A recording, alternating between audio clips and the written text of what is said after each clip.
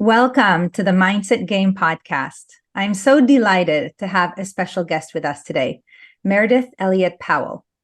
Meridith is an award-winning author, keynote speaker, and business strategist.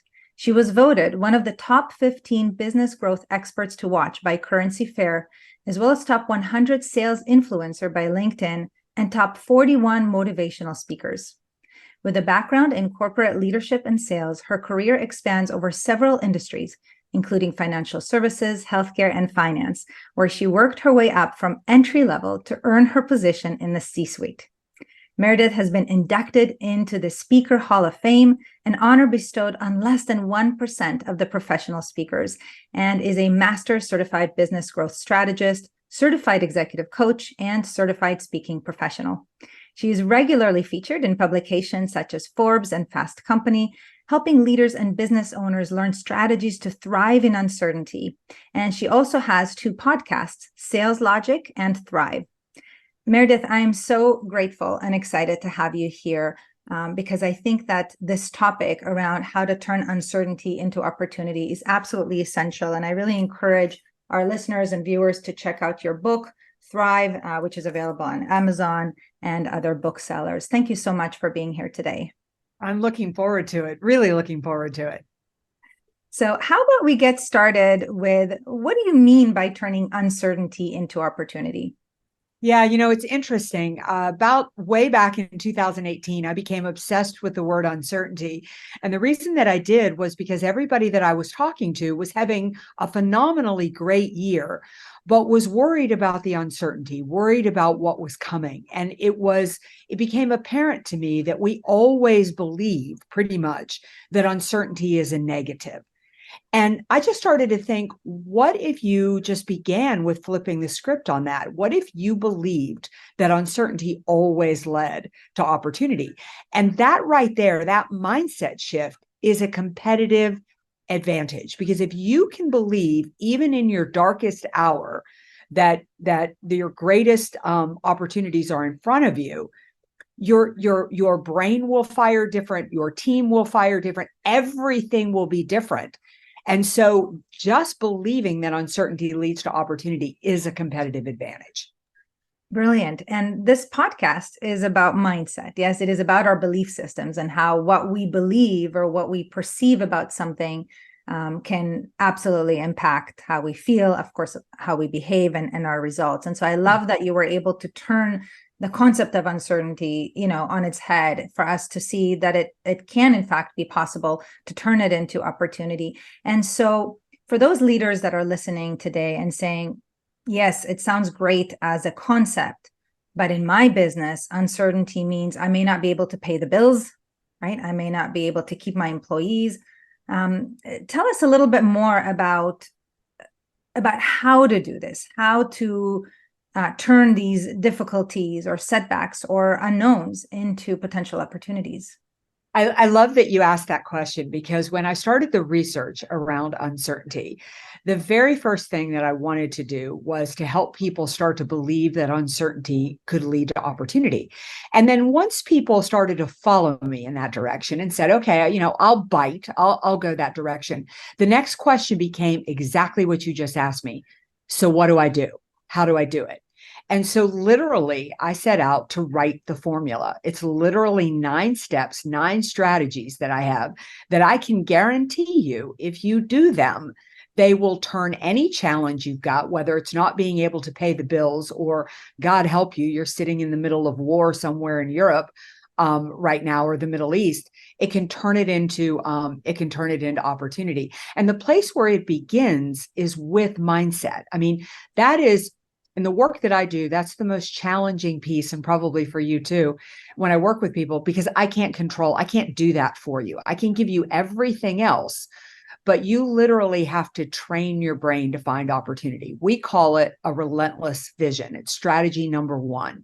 And what we mean by a relentless vision is that it is a vision you are so focused on that no matter the obstacles in front of you, your mind will always find opportunity. But to be relentless about it, you have to focus on that vision multiple times in a day, because you're training your brain to find opportunity. The last thing, and then I swear I'll take a breath, I get a little passionate about it, is that, fear, anxiety, all those things are natural in the face of uncertainty. I mean, I run my own business. I've sat there going, I just paid my taxes, which totally wiped my bank account out, right? Not a good place to be in right now. So you have that fear, and it isn't about ignoring the fear. It's about getting the brain focused on what you can control. And a vision is what you can control. And one of the most remarkable things that I learned is that success isn't logical. Navigating uncertainty doesn't belong to the people with the most luck, the most resources, anything. It belongs to that leader who can focus on what they can control and forget about the rest. Absolutely. And I agree with you that relentless vision can in fact be programmed. It can be primed, if you will. And it does take consistent intention and attention, which does mean multiple times a day. We know with neuroplasticity, we can absolutely rewire the brain by focusing on what it is that we want. And at the same time, what's going through my mind is for those people that are deep in fear, where there is a lot of darkness, if you will, as they perceive the future, because there are many unknowns, and those unknowns have a lot of weight. Yes. And so it sometimes can be difficult to even perceive the vision, yes, or to imagine when we're in that incoherent place. So what advice do you have for people that are like, it sounds great, but right now I can't see beyond where I am? Yeah, absolutely. So I had a client like this right in the middle of COVID. And she ran an event business, a really successful event business. So you can imagine the entire thing blew up. I mean, her revenue, and she employed 350 employees. Their livelihoods were all dependent upon children being allowed to go to soccer games and cheerleading events and things like that. Well, at the beginning of COVID, she did great. I mean, she buckled down. She did everything she needed to do. And then they didn't qualify for the support coming from the U.S. federal government to help them get through. And she lost it. I mean, the anxiety and fear overtook her. And so she called me and I said, great, we're going to go through an exercise. And the exercise I want you to go through is write down everything you are afraid of, everything, because this is so important. You got to get it out of your system, right? And then I sat there just taking notes as she did it, everything she's afraid of. And I said, nothing off the table. I don't care if you're afraid that the cat is going to get out tomorrow afternoon. I don't care. Like, get it out of your system. And then I took all the notes and I put it back to her. I said, now divide this into two piles, what you can control and what you can't control. And when we divided it, the pile of what she could control was down to 3. But I said, we are going to focus all of our time and all of our attention on those 3. So here's my advice. Number 1, you can't move past the fear until it gets out of your system. Like, you got to label it, you got to name it, you got to say it, you got to get it out, because if not, it's stuck in you. And if it's stuck in you, you can't move forward. Then you need to get an accountability partner. You need to get a coach. You need to get somebody who is marching through this with you, who can help you when your mind starts to go down that rabbit hole. And it will, it's okay, but can pull you back to what you need to be focused on. Because again, if you focus on what you can control, I've been blown away by the challenges that people have come through based on the fact that they choose what they focus on. Yeah. And I really appreciate that you, first of all, talked about the permission to feel. Yes. Yeah. The fear, the anxiety, the stress, whatever that might be. And of course, if there has already been some loss, of course, to experience that sadness and that grief is really important as well. And at the same time, as you said, to control the controllables, first of all, to become aware of what are those things that we can control or even influence, and to focus on those. And I think that's something that is very important, because our body needs agency. It needs to feel some control. Safety is familiarity. It's being able to have some control over something. And so even if whatever we have control over is a relatively small piece of the pie with everything that's going on, our ability to really grab onto those things allows the unconscious mind to feel more agency. And with that comes more empowerment, which of course has a carryover effect into the other things, so that we can be more coherent and be able to access new possibilities, right? Where we might not be able to see that we actually can influence more things, when we do this work, that broadens. And all of a sudden we see, maybe this isn't as bad as I thought, or maybe it is possible to get some help here, or there's something else I can do, or something else I can let go of, or whatever that might be. The solutions come with the state, and of course our state is correlated with our mindset. So that's awesome. So that sounds like strategy number one is that relentless vision. Would you be willing to take us through the rest? Because this is amazing. Yeah, absolutely. I'll take you through all of them. I'm such on a mission. I really want to shift how people think, feel, and act around uncertainty. So once you have your mindset right, once you believe that there's opportunity in the middle of uncertainty, and once you're focused on a vision, you're ready for strategy number two. And, when I started studying uncertainty, I went to the U.S. military, because I thought military is really a place where you can understand what it takes to believe success can happen when you have no idea what you're walking into. And the US military has a great phrase. It's called embrace the suck. And I think in the face of uncertainty, there's no better phrase than embrace the suck. And what it means is it isn't the optimist that will survive an uncertainty, and it certainly isn't the pessimist, but it's the realist, the one who says, sorry for the language, this sucks, but how can I make it work for me? And so I called the strategy condition yourself for change. The problem with change, and the reason we hate it, is we sit and wait for it to happen. I don't know why we do that, but we do, even though we know it's coming. We're 100% sure change is coming, but we wait. We don't try to predict it. And I think that change is like a muscle. And the more you work it, the more you think about it, the more you talk about it, the more resilient you become to change. You're okay with change coming. So we use a tool for this called a skeptic. It's literally just a group of words called society, economic, politics, technology, industry, customers.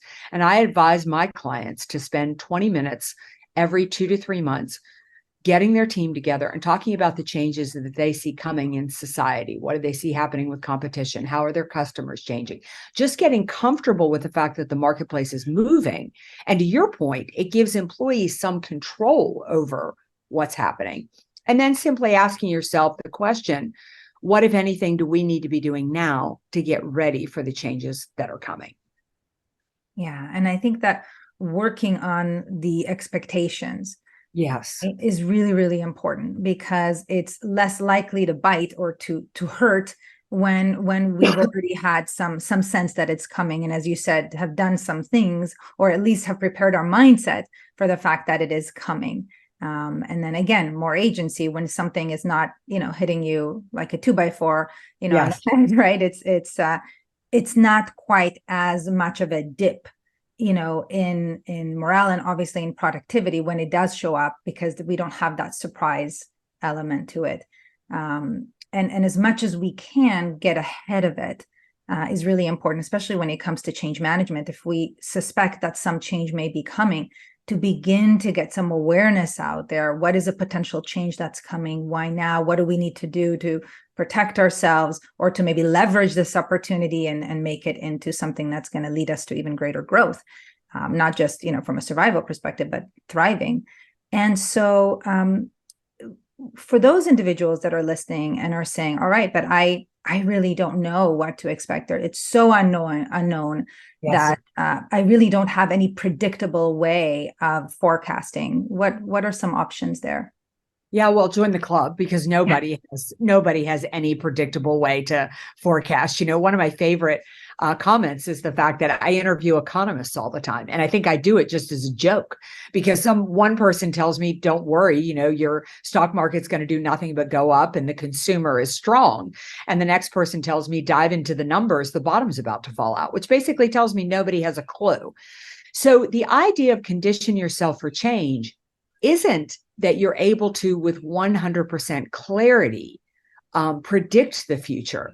It is that you are like, the more nimble you make your mind, the more nimble you are to the opportunity. I'll give you a great example. So I was working with a sales team, and we were talking about the shifts that are coming in the marketplace, the fact that inflation is rising, the fact that interest rates are going up, the fact that decision makers are more difficult to get in front of, and decision makers making is slowing down. We were having all these types of discussions. And then in the middle of it, their biggest competitor decided to merge. Well, we did not see that coming, but it created an unbelievable opportunity in the marketplace because nobody ever goes through a merger that they don't completely alienate their customers. So we didn't know that change was coming, but we were able to move on a dime because the team was so comfortable with change. They were constantly ready for it. So what I would say is this isn't about the accuracy of knowing the change that is coming. It is about getting the body and the mind in shift motion so that when the change comes, you're able to take advantage of it. In the book, we interviewed the CEO with Jim Beam Whiskey. And Jim Beam, if you know, for anybody listening to this internationally, in the United States of America, years and years and years ago, had this crazy idea of prohibition that we would outlaw the selling of, the making of, and the consuming of alcohol. And Jim Beam literally ran a whiskey company and had to try to grow it in the middle. At any moment in time, he had no idea when prohibition would become law, or even if it would. And through the things that he did, he was able to survive it when every competitor declared bankruptcy. Now, the beautiful thing about that is he didn't stop there. He kept thinking about the future and getting ready so that when prohibition was repealed, he didn't know if it ever would be or when it would be, he was ready to go. And so it isn't about the accuracy, it's about getting yourself comfortable in that. And that takes the process of working out. Thank you. One of the things that I often say is, that one of our superpowers as humans with the brains that we have is to make the uncertain certain. Yes. And, that's an inner job.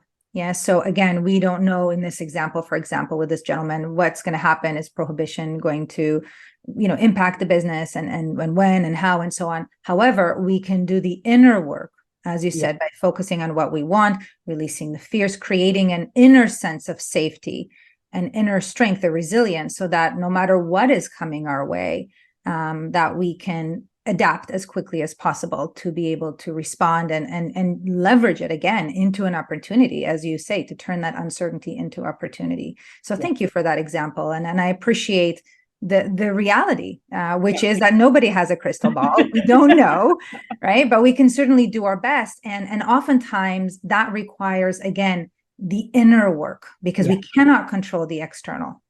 Yes. But we can certainly control how we think and feel, and prepare our inner system for what's to come. And that requires resilience. Yeah, exactly. Beautiful. So what's the third? So the third one is, once you understand the challenges that you're facing, once you see your obstacles and your opportunities in front of you, the question you need to ask yourself isn't what do I need to do about them, but who do I need to be working with? And strategy number 3 is competition becomes collaboration. So rather than thinking about working against your competitors, you should start to think about who you need to be working with. The idea is that when uncertainty hits, the challenges in front of you are too big for one person, one industry, or one organization to solve. You need to start to think about who's facing these challenges as well, and how can we work together, or who has already solved the problems. I just had this pop up yesterday. It was really interesting. I've been working a lot in healthcare lately. You want to talk about a world full of uncertainty. I mean, they're in the middle of a perfect storm, right? I mean, you have a society that's getting sicker. You have a cost of healthcare doing nothing but increasing. You have staffing shortages, and now you have corporations coming in and trying to run healthcare systems like businesses. It's just a perfect storm of mess. Well, I speak to these 2 technology experts from Silicon Valley who have been on the cutting edge of some of the most impressive startups, who have now come in, taken what they have learned from the technology space to try to solve the staffing issues in a very innovative way in the healthcare space. Now, what I would say about that is the importance of competition becomes collaboration is that people within the healthcare space are not able to solve this problem on their own for a myriad of reasons. And maybe they could if I gave them years and years to do it, but speed and securing and saving resources is critically important. And the faster you can solve the problems, the more successful you're going to be. And the fastest way to solve a problem is through collaboration. And the concept of collaboration, right, especially when you think about with your competition, might be one that some people may resist, at first glance. And at the same time, the concept of uniting and collaborating and solving problems together, especially with a common intention, there is a real energetic shift that happens when multiple people are focused on the same intention, the same higher intention. Yes, for the patients, for communities, and so on. And we're able to access solutions that we may not otherwise be able to access on our own. That is absolutely a fact, and that's been proven. We actually had one of the guests on this podcast is a woman named Lynn McTaggart. You may have heard of her. She does research on group intention.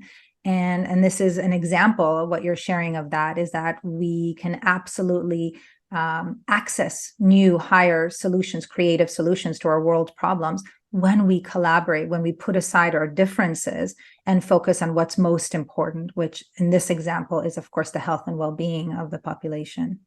Yeah, exactly. It's the more, I think it's, when you look at some of the biggest challenges that we have faced in our world, and COVID is a great example of people just stopped competing against one another and they found ways to work together. And that's how problems got solved quickly. Absolutely. And it brings also kind of some of that, if you will, more feminine energy into Very this, much so. right? Of collaboration and deep listening and curiosity and empathy, right? So that, again, we're able to focus on what's most important and co-create. Yes. Yeah. Awesome. Thank you. And what's the fourth? So strategy number 4 is the one that really amazed me. I mean, of all the strategies, I didn't see this one coming at all. But the biggest challenge that you've got in the face of uncertainty, bar none, biggest challenge you've got is, how do you make a decision? People freeze in the middle of uncertainty. They don't know what to do, so they choose to do nothing. But every leader that I spoke with, everybody that I interviewed, everybody I researched, made decisions exactly the same way. And they made decisions according to their core values. And I'm really fascinated by this idea. But the idea is that it's there's something so powerful about the core value. But the problem is, and the reason that we don't see the power of it, is many of us use our core values to make some decisions, not all of our decisions. And what I mean by all of the decisions is that if you use your core values to make every decision, keep them right by your side, and they're like a litmus test. If it aligns with your core value, you do it. If it doesn't, you let it go. If you do that, it will carry you through any storm. It will be like a North Star. Your customers will find you no matter your darkest hour. Your employees will find you no matter your darkest hours. Your partners, your collaborators will find you no matter your darkest hours. But you can't do it halfway. You have to have the courage to do it no matter what. And that is difficult, because there will be times when the decision in front of you involves money, it involves, an opportunity or something like that you think is too good to pass by, and you'll jump at it. But in the end, that will cost you. So it's know your core and live to your core. Yeah. And that requires us to kind of check our ego at the door sometimes. Yeah.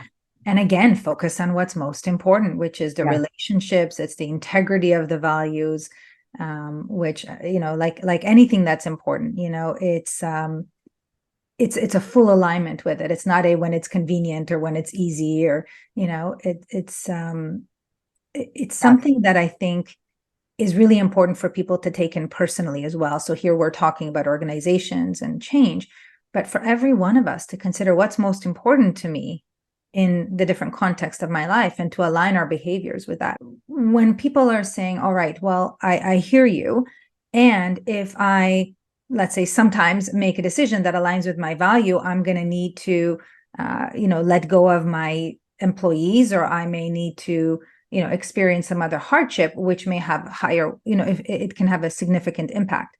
So what can you say to those individuals that, sometimes really their hands are, folded, if you will, and they really can't make that decision more consistently? Well, I think that maybe they can't make the decision at the time, I get it. Like, you can't always pull the trigger on it, but that's what I'm going to say, is that it's courage. Jack Welch, the legendary leader of General Electric, back when General Electric was a powerhouse of a company, used to grade employees according to A, B, C, and D. A employees matched your values and produced in your company. B's did not match your values, but they were top producers. C's aligned with your values, but didn't produce, and D's were nowhere.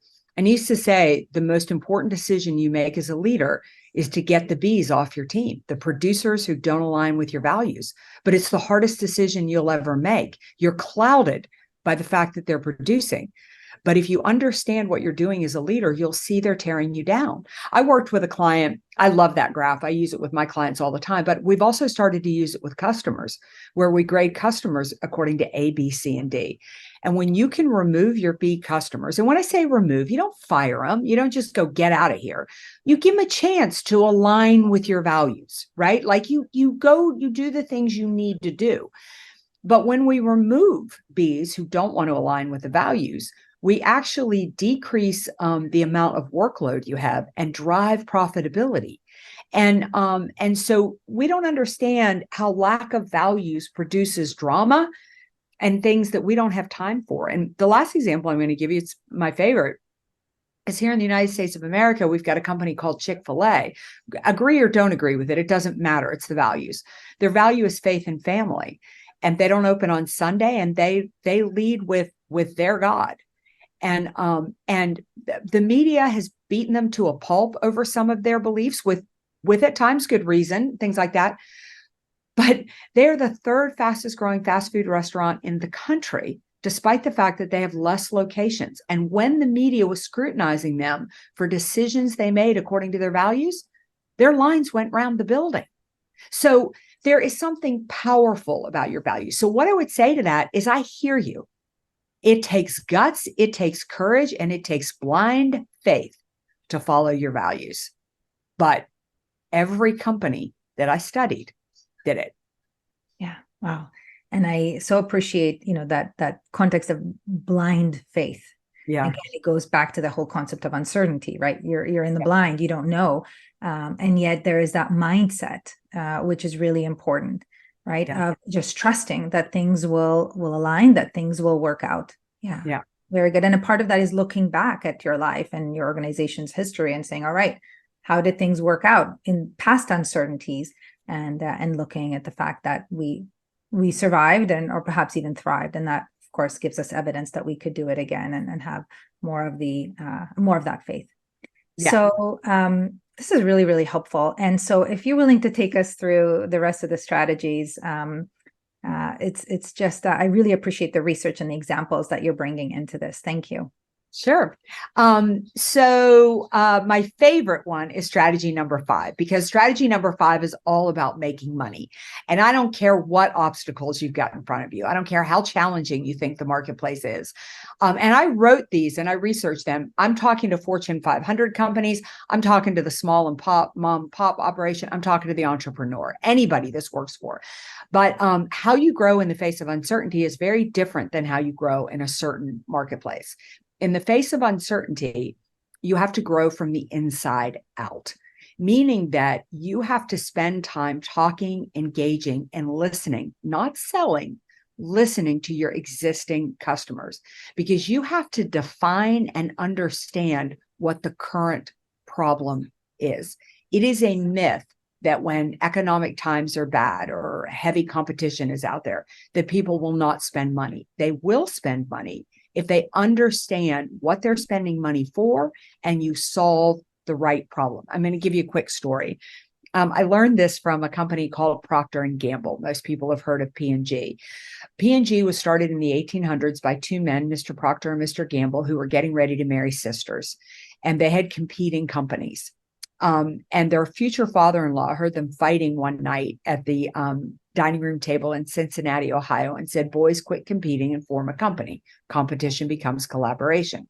And Procter & Gamble was born. The very first product they were going to put on the market was soap. Now, how do you gain market share when you sell something as generic as soap? But Procter & Gamble is a brilliant company. They don't ever put anything on the market until they talk to customers first. In fact, it's a core value to listen to their customers. So they went out and talked to customers about, what do you like about soap? What do you not like about soap? And people found that there was a problem with soap. And the problem with soap was, you're lathering up, life is good, it slips out of your hands, falls to the bottom of the bathtub, and you can't find it. And they felt around for it. And they told Procter and Gamble, they said, we want a soap that floats. Procter and Gamble identified the need in the marketplace, took a bar of soap, shot air into it. Ivory soap was born. It was tagged the soap that floats. And by the end of the 1800s, they were $1 million company. Now, what we learned from that is that it is not the products and services that people are buying at all. They're buying a company that understands their problem and can solve that problem. And the only way to understand what the problem is and to solve it is to listen to customers. It's why I speak about thriving in uncertainty. It's why I wrote a formula, because that's what I heard people talking about. And that's what I heard people saying they need. And I said, I can solve that problem. That's how you grow in the face of uncertainty. Beautiful. Beautiful. Yeah. And what's the 6? So 6 is build your network, change your life. This one did not surprise me at all. I love the fact that we live in an unbelievably high-tech world, but at the end of the day, it's the connections that you have.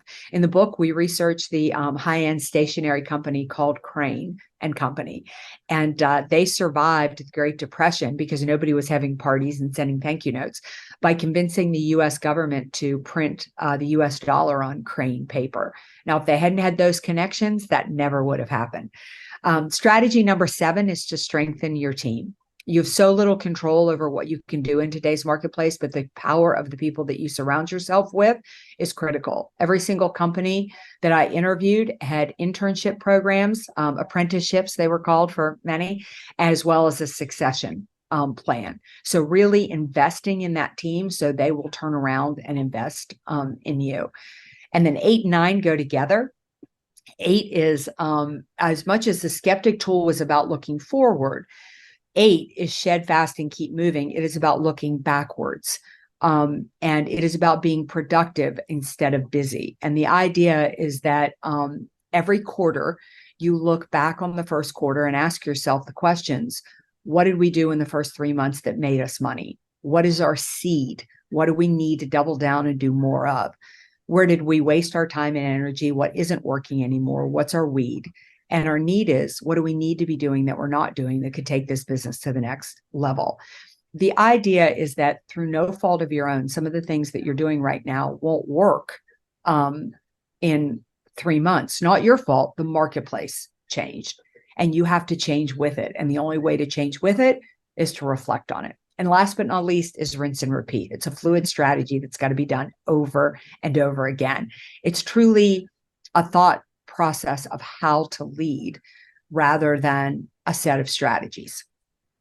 Yeah, thank you. And of course, there are so many connecting points between the different strategies, right? One feeds into the other. For example, the investing in your team, could be correlated to, adherence to the core values, in the sense that, when you have very clear values that are consistently being, utilized for decision making, it's clear and it's easier for people to choose to get on board. And if it's not the right fit, to not join or to leave the company. Right. And that strengthens the team even more because they're aligned. So clearly there are many, many connecting points there.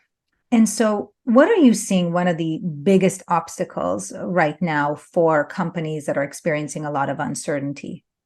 Yeah, probably the biggest is that they are continuing to do things the same way over and over again. I mean, probably the 2 things that I see people violate the most is that they don't condition themselves for change. They're not really thinking about how is the marketplace shifting and what do we need to do, to shift with it.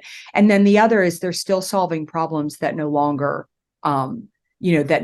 exist anymore, not really paying attention to and listening to how the marketplace is shifting. They're still selling products and services, and products and services are easy for a consumer to come by. So they're making it far harder than they have to be by selling with strategies that worked in 2022 that are no longer valid in 2023, that won't be valid in 2024.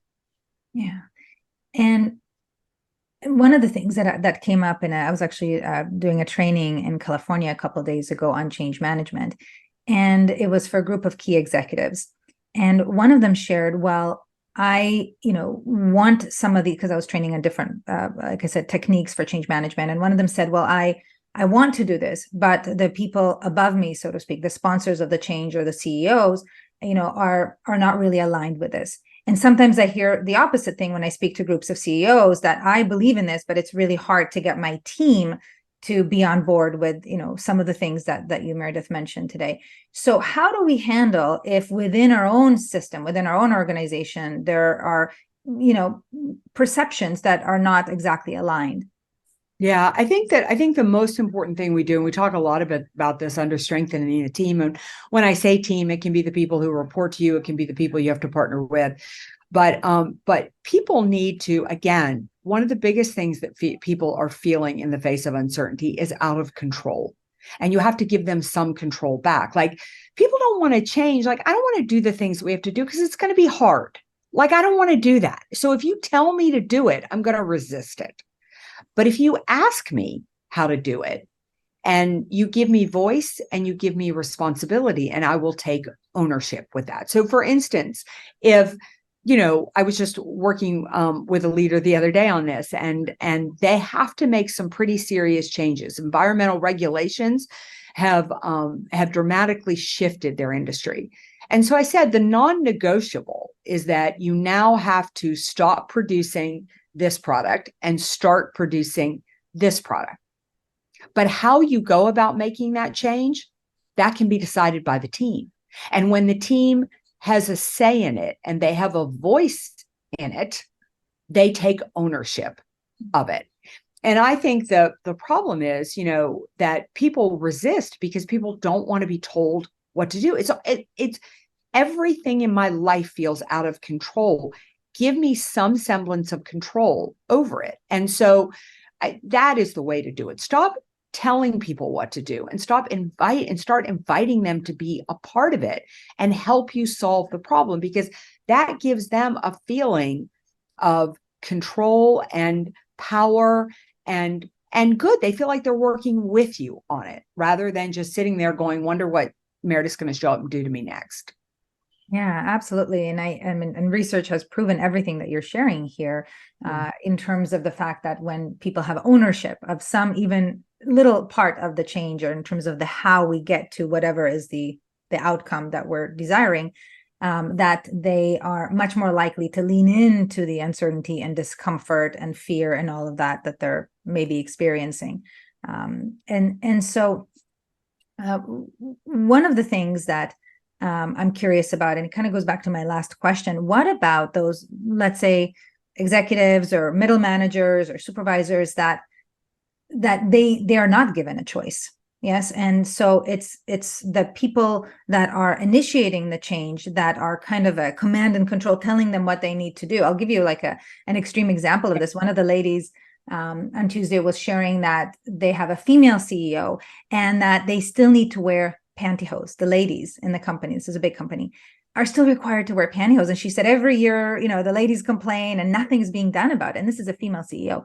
And so it's like, yes, it would be nice to have choice. But in this case, she as a key executive that reports to the CEO has tried many times and it hasn't shifted. Yeah. So number one, I mean, I think that you have to pick your battles. I mean, at the end of the day, if I've got to wear pantyhose, at the end of the day, is it that big a deal? Now, I've got a girlfriend who is a CEO that would be a big, freaking deal. But I really wonder, if I can't even have a say on pantyhose, to me, that is more a symptom of probably what is a bigger problem. Because if I can't even have a say in whether I wear pantyhose to work or not in 2023, I'm not so sure that's probably an organization that's good for me long term. This is where leaders miss out. And where leaders miss out is, you've got to understand that at the end of the day, as an employee, if you're a good employee, you've got your choice of where you work. And working somewhere, it's interesting. I was working that technology company that I was working with. The way they're going to solve the employee problem is not by increasing production through technology. It is about creating a better work experience for the employees. And so I would look at that and think, I've tried everything under the sun. But if this company doesn't want to listen to me, if they don't want me to help them grow, I'm going to move on to a company that wants me to do that. And so what I'm saying is if it's something as silly as that, and I can't even have a say in that, that tells me you don't have a say in anything that's going on. And I would question whether my future was there. And I would go to strategy number 6, build my network. So that the day that I was really angry, I had to wear pantyhose, I had 7 other job opportunities on the table. That's right. And so this goes again back to that point of agency and control, and an inner certainty, right? That I will always be okay. I am, I own my career. I own what is going to be happening in my life. And regardless of uncertainties or poor decisions that are being made by others that I may or may not have a say in, I still am in control of my own journey, if you will, from a career perspective, and for that matter, any other aspect of my life. And so the same principles that you have taught us today align for that as well, again, personally. For example, the listening to the customers could be listening to your children, your spouses, your friends, right? What are people needing? Right? So it's very interesting that it could be applied both in and out of a workplace context. Yes. Yeah, absolutely. That it's, you've got to basically, it is, I see so often, especially with employees, they feel victimized by the company that they're working with. But the truth is, you're not, you're choosing to do that.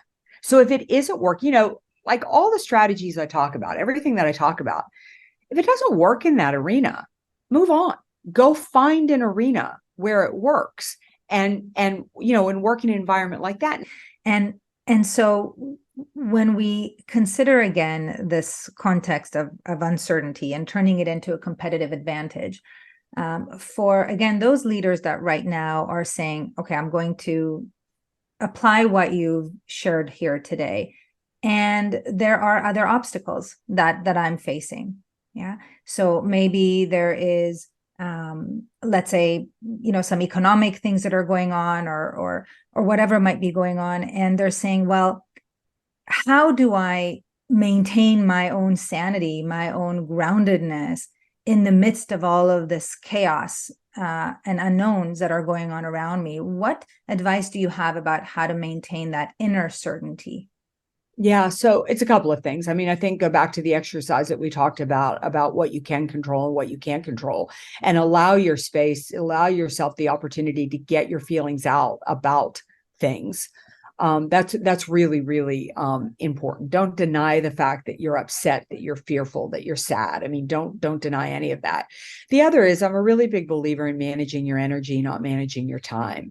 What are the things that pour energy back into you? I mean, the way that I run my life when I'm not on the road is, if you woke up with me in the morning, you would see I look at my vision, I grab a cup of coffee, I work for about an hour, then I go play tennis with my friends that I've got a group, we play at 6 a.m. Then I come back and I work for another couple of hours. And then I may, go ride my mountain bike or walk 9 holes of golf with my husband, come back and, work again. So I am, however, like I have other friends that, they work from 9 to 5 solid. They don't move because at 5 o'clock they want family time, and they're fine being at the desk all day long, protecting those side times. So you got to know yourself and know what pours energy back into you, and then manage your day and your life accordingly.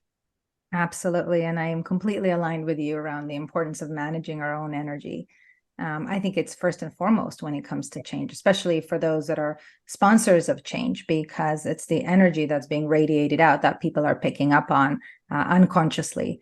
And yes. If we're in doubt, in fear, in some inner chaos around what's going on, that is going to be projected energetically through our tone of voice, our body language, of course, our words.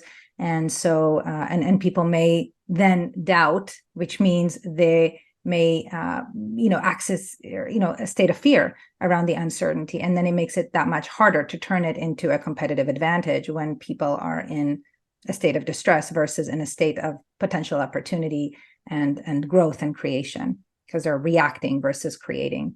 Yeah. So Meridith, how can people learn even more about your incredible resources? I know you have this book and others. I know you have incredible podcasts, and you have this masterclass that goes on the third Monday of every month. Tell us more about that, and of course, your speaking engagements. Yeah, so people can find me at valuespeaker.com, just the words valuespeaker.com. You can also find me on LinkedIn. That's probably the platform I live on anywhere else. And I'm a big believer, build your network, change your life. So for you, reach out to me. I will definitely connect with you. But yeah, I am definitely on a mission. I want people to shift how they think, feel, and act around uncertainty. So every month, every third Monday of the month at 3 Eastern, we do a masterclass on Thrive. It's a free masterclass. Just come and listen and learn the strategies. I do a podcast every Monday at 1 o'clock Eastern, where I'm interviewing experts on uncertainty and change. On my blog posts on my website, you can find out about the podcast. You can find out about the masterclass. You can certainly find out about the book. And please, if you have questions around uncertainty and how to navigate those things, please feel free to reach out to me. Thank you, Meredith. And if we were to leave the listeners with one most important or most meaningful nugget around turning uncertainty into opportunity, what might that be? Yeah, I would say that, the way that I wrote the book was based on history, that these aren't my thoughts. They're not my ideas. They're based on people and organizations that have been through far bigger challenges than we have ever seen. People who have grown through world wars, grown through economic depression, survived not one pandemic, but two. So it isn't a nice thought that uncertainty can lead to opportunity. It is a proven strategy that it begins with mindset. And if you do the right things, I don't care what lays in front of you, your greatest year, your greatest opportunity could be right in front of you if you shift how you think, feel, and act around uncertainty. Absolutely. Thank you again, Meredith. I'm so grateful for your incredible wisdom and expertise, and thank you for being with us today. Great. Thank you.